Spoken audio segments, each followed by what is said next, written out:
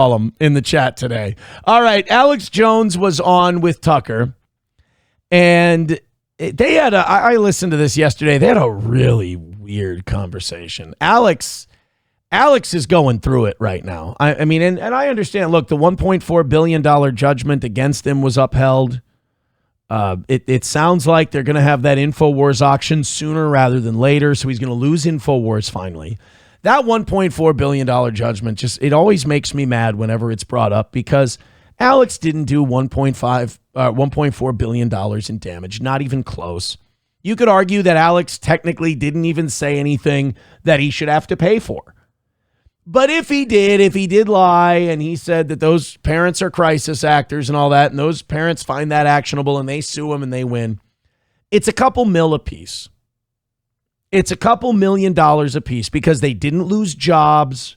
They didn't lose money. This was all a gimmick. This was all a scheme to shut Alex Jones up, because around the time of that Sandy Hook lawsuit, you may remember Alex Jones was kind of on the run that Nick Fuentes is on now, where people who used to consider him a crackpot and a crazy guy and a nutcase and someone on the outer fringes, we were starting to repeat this phrase a lot. Alex Jones turned out to be right. And I think the government saw that. And I think they saw this Sandy Hook thing as a way to jump on the back of Alex Jones, cool his heels, and make him now the crazy Sandy Hook guy so they could pigeonhole him and stop this generational run that he was on. And it worked, because the lawsuit made Alex Jones crazy. It would make you crazy too. They made a $1.4 billion judgment against him. They're trying to take away his livelihood, take away his company, take all this shit away from him to pay this exorbitant legal fee, which makes absolutely zero sense. None of these parents were going to make that kind of money doing what they were doing, and none of them were stopped from making a living based on what Alex Jones said. So, couple million apiece, $40 million out the door. I mean, when I say 40 million, that even sounds extreme. But that would have been fair. 1.4 billion was a conspiracy to basically end Alex Jones. And I will say, I'm surprised how resilient he's been in continuing on after this. It's actually kind of impressive. But it is taking a toll on him psychologically. I watched that Tucker interview, and Alex is all about demons and angels, and he's going to disappear and all this. He's getting weird. But if you had a $1.4 billion sword of Damocles hanging over your head, you'd probably get weird too. But there were moments of clarity, I guess you would call it, between Alex and Tucker. This is a clip where Alex talks about Pam Bondi, Kash Patel, and Dan Bongino. And this is, it is amazing with Alex and with others. I will say the one good thing about like the internet and all these conspiracy theorists finding out that they're not alone and then digging up stuff together and proving they're not crazy. Some of that stuff, like it's been good for 9/11. It was great for COVID. It's good for this Epstein stuff. But the other good thing it's done is it's caused these, whether you want to call them deep state, New World Order, Illuminati, whatever you want to call them, it has forced them to be more honest. And while that's horrifying, it's also very illuminating.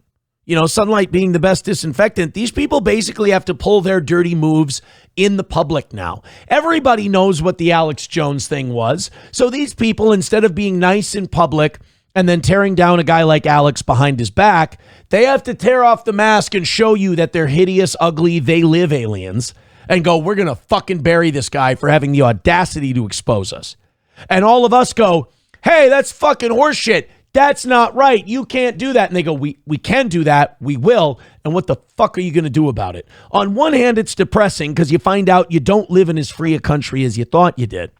But on the other hand, there's that grotesque side of you that goes, at least I know.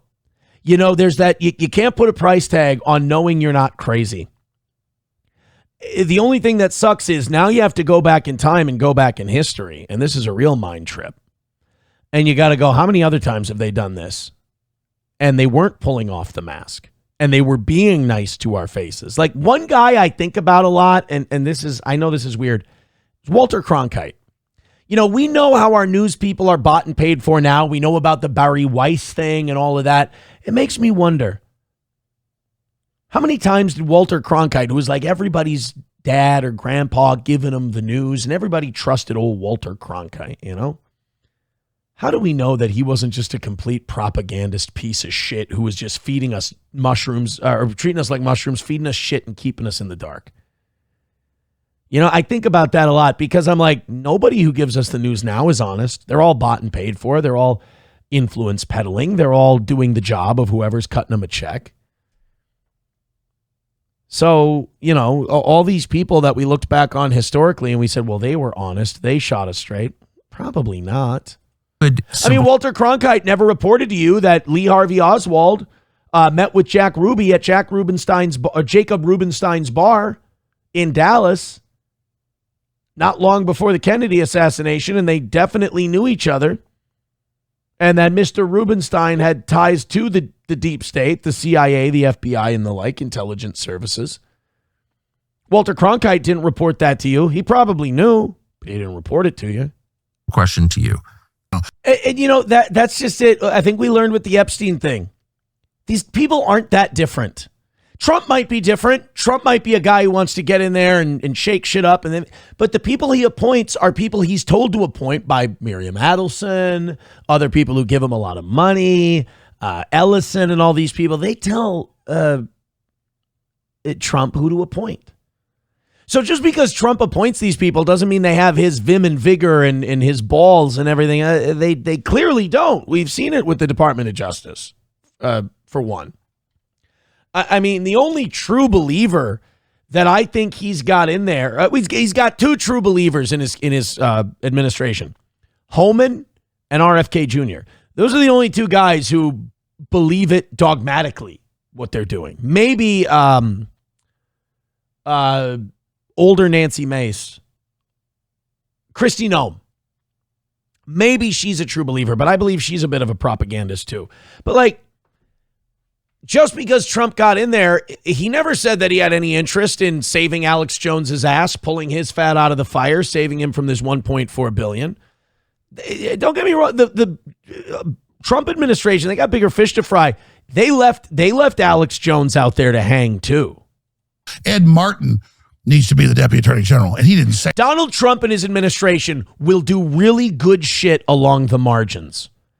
Donald Trump and his administration will not do anything seismic to change the way we do business in this country. A lot of the things Donald Trump is going to do are going to be things that if you pick somebody who hates him can be undone in a few years. Because while Trump may have the balls or the carelessness to shake shit up, the people he's appointed don't. I'm going to talk about Mike Lindell next too. They're doing the same thing to Mike Lindell that they're doing to Alex Jones. And you know, this is why you have to speak up in favor of people you don't like, because they can just use the power of crazy to fuck people over. Well, Alex Jones is crazy. You're not supporting Alex Jones, are you? He's nuts. Well, you know what? Fuck it. I'm nuts too. Because it's not right what you're doing to this guy. I don't care if he's crazy. And he's not. He's actually busted you guys on a lot of stuff. Mike Lindell, he's probably nuttier than Alex Jones. And Mike Lindell has had a lot more misses than he's had hits with a lot of his political stuff. But I'm still standing up for him, because what you're doing to destroy this man for questioning an election, for saying that he thinks it was rigged. And by the way, you catch the most flack when you're directly over the target. If Mike Lindell was nuts and just yelling into the void about a rigged election, they just leave him alone and go, he's fucking crazy. But the way they're treating Mike Lindell and trying to destroy him makes me believe that maybe he has something, even though he's nuts. I'll stand up for crazy people if they're being fucked over. I got news for you. Unless you're going to set every Swanson's TV dinner on fire, you ain't getting... You can get Tucker Carlson's dough, and you can't get Tucker Carlson's dough. Like, you could burn every dollar that Tucker Carlson has earned in his media career. Burn it all. Set it on fire. Every asset, everything. Give him $0 back for it. He'd still be filthy fucking rich. This is what I mean. Like, how can you go, like the Goodfellas line, how can you go to school and listen to that good government horseshit? These people are evil. They're gangsters. They really are gangsters, and they will lie. They will cheat. they will steal. These people, and by the, like Malcolm X, you know, when they say, when Brother Baines says white men are evil, and Denzel Washington goes, well, I guess some white men are evil. No. Elijah Muhammad does not teach us that some white men are evil. All white men are evil. It's how you got to feel about every government. It's evil. It's vindictive. They're gangsters. What, do you think that the government ran down and executed and created RICO laws because they thought the mob was mean to you and they wanted to destroy the mob? No, they wanted to get rid of their fucking competition. The government is the mob. None of them are good. Well, I guess my county's... No, they're evil. And they want your blood. Obey or we'll get you. And we will do whatever we need to do to get you. Oh, but my state's okay. Your state's not okay. Guys, they're all vociferous vultures and they want your soul. All of them. And the more you struggle, the worse they'll make it for you. And then poor guys like Alex Jones and Mike Lindell, poor guys like that, the more they defend themselves, the crazier they sound. And they'll go, listen to this crackpot. You hear the theories he's coming up with? But, you know, Alex Jones has always had the power to say, fuck you, look it up. And when it comes to Lindell and it comes to Alex Jones, yes, they're both insane. They're both nuts. They're both wacky. But fuck you, look it up. They did that to him. These people are evil. They're not nice. They're not good. They're worse than the mafia. Why do you anybody with the power to take down the mafia is probably more powerful and worse than the mafia. No, you can't. No, guys, love Tucker. I really do. I love Tucker. I think what he's doing is great. He's a wealthy guy who doesn't need to stick his neck out. But it needs to be destroyed. You can't fix it. That's like saying, you know that cancerous tumor you got in your pancreas? We really need to make it look nicer. No, we rip cancer out. We remove it from the body. And that's what you have to do with all of these institutions. Imagine it as a wooden structure. We can't dress up the wood. We can't reinforce it. It's got rot. It's dry rot. And it needs to be ripped out and replaced with something else. These people are gangsters. They're heavily entrenched. They're awful. They're evil. There's no fixing them. You've seen it with the DOJ. We brought in Trump's DOJ. That was supposed to fix it all. It runs so deep. The rot is so deep and it's so entrenched that you can put your own people in. They can't fix it because they don't really run the show. It's just like Comey and Letitia James are morsels. The Comey and Letitia James stuff, I don't mean to be the turd in the punch bowl here. They are sacrificial offerings to keep all of us happy. Oh, look, they did something. I don't give a shit about James Comey. I don't give a shit about Letitia James. Those are Trump's personal scores to settle. I want real criminals, real deep blue, evil, criminal mastermind shitbags who have fucked us all over. I want them to go down. They're going to get Comey and they're going to get James and they're going to use that to tell you, hey, look what we did. We did it. We told you we were going to drain the swamp. That ain't the swamp. The swamp is people we've never heard of before. The swamp is names that have been protected for generations. Not Comey and James. You know, and he's right. And it can't continue. And you know, some of you may not want to hear this, but I think this is where Bernie Sanders has it right. I think you get that fucking money out of politics, we might be able to find these people. But when you have billionaires who are good buddies with all of these people and they are just basically picking their presidential candidate and creating their robobot, like Peter Thiel, like Miriam Adelson, like all of these people. Miriam Adelson owns Trump. Peter Thiel owns J.D. Vance. All right? Until you take that money out of the equation, you're never going to clean it up, because you don't think that a lot of these people funding presidential candidates aren't the criminals? Of course they are. That's why they want to be able to control who's in charge. They don't want to get looked into. So that is one place where Bernie had a good point. You got to get that money out of there. You got to get the money out of the politics. Otherwise, these demons are going to continue to run amok. McBuster says Citizens United. Crickets. Yeah, that Supreme Court ruling that said corporations are people too. Yay. Reformed Rapscallion says, I like that corporations are treated like citizens when it comes to donors. That seems fair and legit, right? It's the same power, 3M and me, we're on a level playing field. Yeah, Sam Show says Bernie loves his money from within politics. Well, that's true. Steel Toe 1 says if you were a turd in the punch bowl, we wouldn't get much punch in the bowl. That's mean. That's really mean.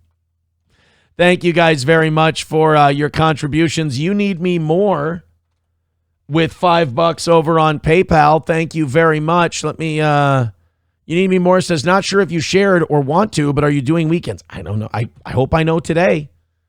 There was some paperwork filed where it seems like we have reached kind of an agreement on how weekends would be done. So I see no reason why that wouldn't be the case. But no, we don't know for sure.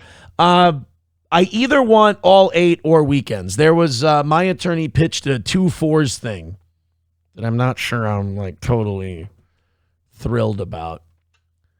And but my luck, that's what it'll end up being. Let's go and find this Mike Lindell thing. This was crazy. I mean, the fact that they can just name these guys guilty and it just not even give them any rights at all. Mike Lindell, let's just say guilty. Let's see if we can find. Here it is. Perfect. It just popped right up there. This is what happened with Mike Lindell this past week. Hello, everyone. Well, you probably already heard a judge in Minnesota ruled against MyPillow and myself, saying that we defamed Smartmatic, the voting machine company. Isn't that wild? Here's these machines that control our entire election and they control our votes. And here's one guy who makes fucking pillows. Great pillows, by the way. Here's one guy who makes pillows, and he goes, I'm not sure I trust those voting machines.